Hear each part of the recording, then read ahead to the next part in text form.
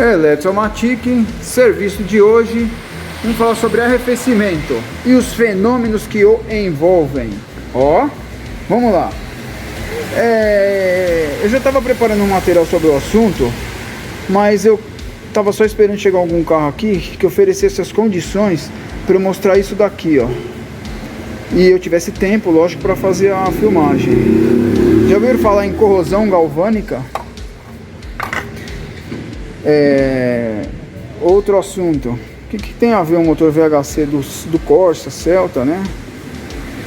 Com HB20? São os fenômenos elétricos e químicos que acontecem aí no sistema de arrefecimento.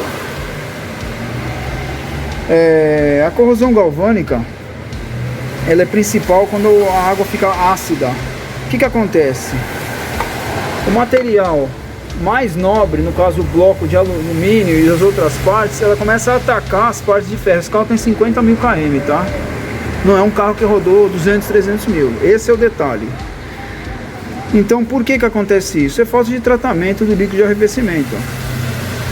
Não é só o monoetileno glicol que é importante o pH do sistema. Então, essa é um ponto, tá?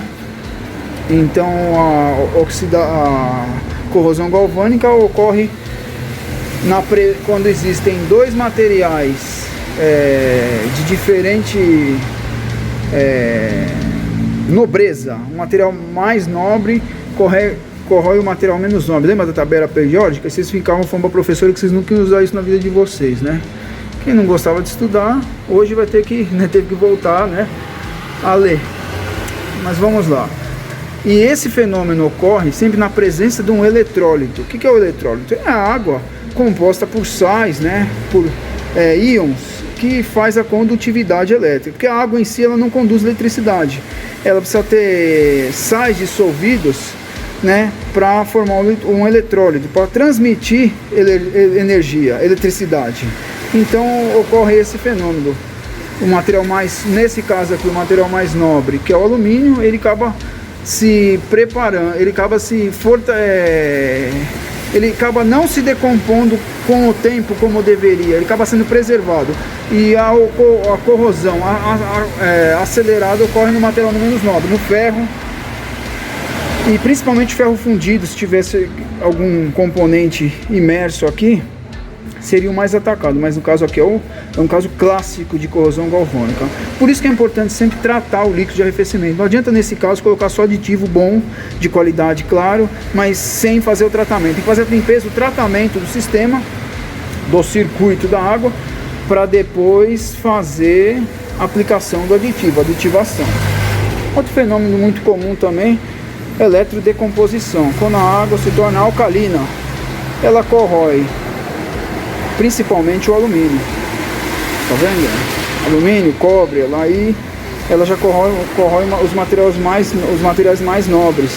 No caso aqui também outro fenômeno muito comum, deixa eu tirar essa lanterna que agora está atrapalhando. Deixa eu tentar tirar aqui. Um fenômeno muito comum aqui também, essas bolhas de ar que causam essas perfurações, é falta de pressão no sistema.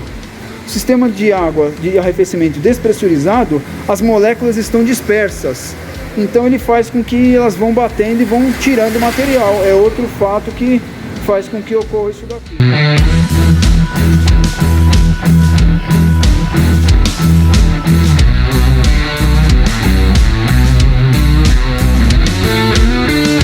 Circula energia no motor do carro. Não circula? O bloco é aterrado. O negativo da bateria passa por aqui, todo os elétrons, daí vem o nome eletrosão. Então o que acontece? Aqui onde ocorre maior turbulência de água, e os elétrons vão batendo aqui. Então como que funciona? A centelha descarrega no primeiro cilindro, explosão, e ela volta pelo quarto. Não descarrega duas centelhas de uma vez só não, ao contrário do que se pensa. Ela descarrega no primeiro e ela volta pelo quarto, mas é tão rápido que dá a impressão de descarregar de uma vez, mas ela descarrega pelo primeiro e volta pelo quarto, sempre quando são simultâneos. Nesse caso aqui é uma bobina só, então eu trabalho com duas bobinas individuais, faiscando sempre 2 cilindros, mas na realidade, quando está faiscando a explosão, a centelha retorna pela exaustão, porque a energia circula. Então, por que eu falo de sistema? Olha o estado da vela. Cria uma resistência, né? O que acontece? Descarrega a centelha, ocorre a explosão, ocorre uma perda elétrica, lógico, por calor e por eventos físicos e elétricos aí que vai ocorrer, só que ela retorna o excedente. Só que quando tem alguma resistência elétrica, ela se dissipa. Então ela vai se espalhando pela carroceria do carro e retorna para a bateria, que é um capacitor. Isso daqui. O outro que eu já falei é eletrodecomposição. Material, a água muito alcalina, ela também começa a corroer, principalmente alumínio. Então daí a importância não só do monoetileno glicol, mas o tratamento do fluido de eletricidade. Quando a gente vê componentes amarelados, que não é o caso aqui, é excesso de cobre. Cobre é um excelente condutor elétrico, não precisa falar mais nada.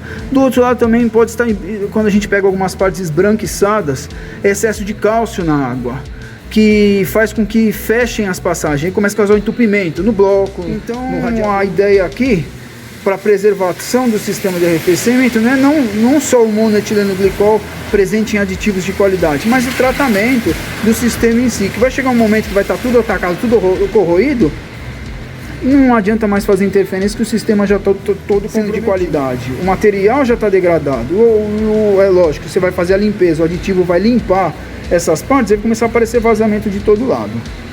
Então fica as dicas aí para manutenção do sistema de arrefecimento. Tem que ser feita a troca periódica do líquido de arrefecimento, não é só o óleo do motor que deve se trocar por tempo, os fluidos do carro em si tem que ser substituídos, e ficam essas dicas aí.